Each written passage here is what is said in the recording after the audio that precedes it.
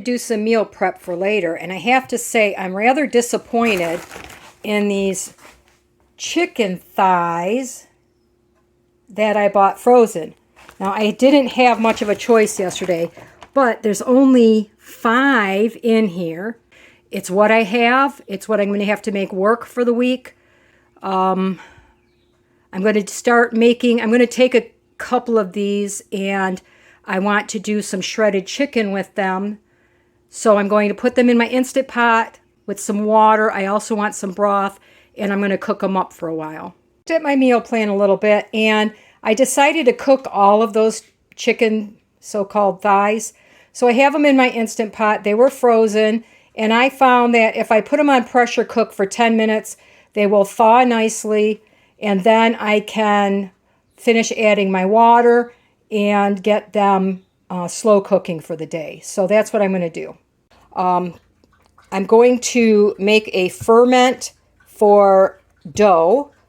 In this bowl, I have 3/4 of a teaspoon of the yeast and a 1/2 teaspoon of sugar. The sugar is not necessary. It just kind of makes the yeast go a little better. All right, you may be asking, why do I want to start a ferment for the bread or dough? Because I also want to make probably a pizza this week. It's because, 1, you get a lot more flavor added to it, and 2, you use a lot less yeast. Now, I put in 1 cup of warm water to the yeast and the sugar, and I'm going to add 1 cup of flour. If you have a larger container, you can do double the water, double the flour. All I'm allowing this to do right now is to let that yeast start to digest some of the flour and that little bit of sugar so that it will start to grow, because yeast has to eat in order to get larger. Just a little bit of salt. I only want at most a 1/2 teaspoon, because salt will inhibit the growth of your starter, but it does add flavor. Now I'm going to, depending on when you want to use it, if I want to use this tomorrow or within 48 hours, you leave it out on your counter. If you want to use it in more than 2 days, then you put it in your refrigerator, let it ferment. So the next thing I'm going to do is just cover it with some plastic wrap, and my ferment will be sitting on my counter for the next day or 2. For my next prep item, I have in here the zest of 1/2 of this lime. I'm going to add in 1 cup of pineapple. Now this happens to be 5 of those rings from my pineapple, and I reserved the juice for yet another recipe. I have some jalapeno. I'm going to add in 1/2 of that tomato. You're supposed to use some cilantro. I cannot eat cilantro. It tastes like soap. It makes everything taste like soap. So that's some of those leftover celery leaves. And it calls for 2 tablespoons of chopped onion. Instead, I'm going to use the chives, and I have some garlic chives in there as well, just a couple, because you would add just a sprinkle of garlic. And then the juice from 1/2 of that lime. This is going to make a pineapple salsa that I'm squeezing as much juice out of this as humanly possible. Still get as much juice as I can. And this was pretty simple. It just took a couple minutes to chop everything up. You could do it in a food chopper if you want. I want to do this ahead of time because I want all of those flavors to really meld together over the course of the next couple of days. So there's my quick pineapple salsa. If you used a whole pineapple, you just want to chop a cup of the pineapple. I think the nice thing I like about the can is I still have 4 rings left, and I have all that wonderful juice that I'm going to use in yet another recipe.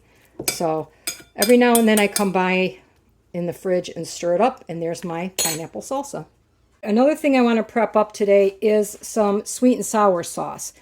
And it normally calls for cornstarch and water, but remember I didn't buy cornstarch. So I made a slurry with 1 tablespoon flour, 1 tablespoon water in this pan.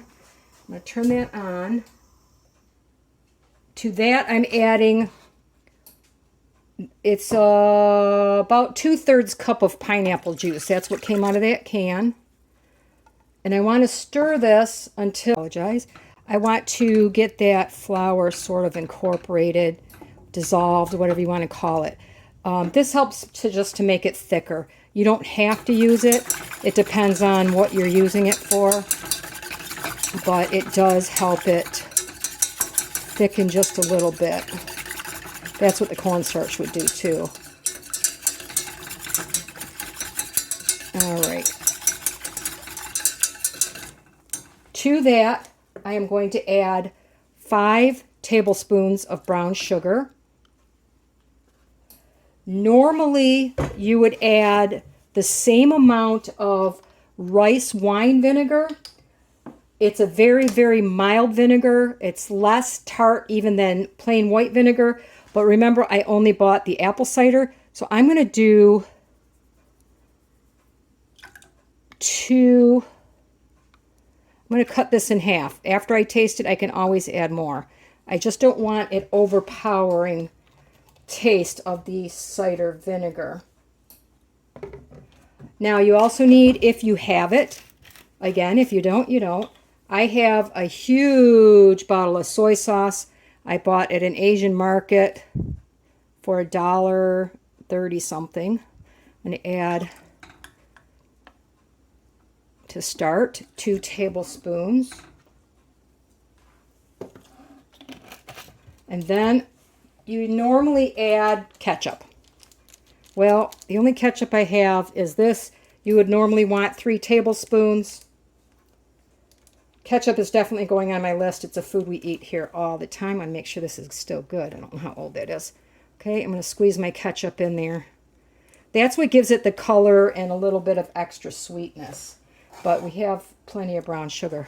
So now it's just a matter of heating it up, letting that flour cook down. Remember, these are not perfect recipes. I do not have everything that it calls for, so I'm doing the best I can. Now I'm just going to heat this up until it thickens a bit, cool it off, and it goes in the refrigerator until I need it. So that's the entire recipe for that. These 2 containers are my flour. I put that 10-pound bag in these containers. That one has my bag of brown sugar in it. You might be able to barely see it. These are my white sugar, and this is the yeast that I got from the 3 packages. I keep this in the refrigerator. It just makes it last longer. So it makes it easier when we see what I have left to continue the month with. I wanted to pop back real quick and show you how my ferment's going. You can see it's been about 10 hours. There's a little bit of, that's actual kind of like an alcohol on top. So my ferment's ready to go, and I'm going to feed that some more flour and water so that I can make some dough. Anyways, if you have any questions, please feel free to let me know, and have a wonderful day.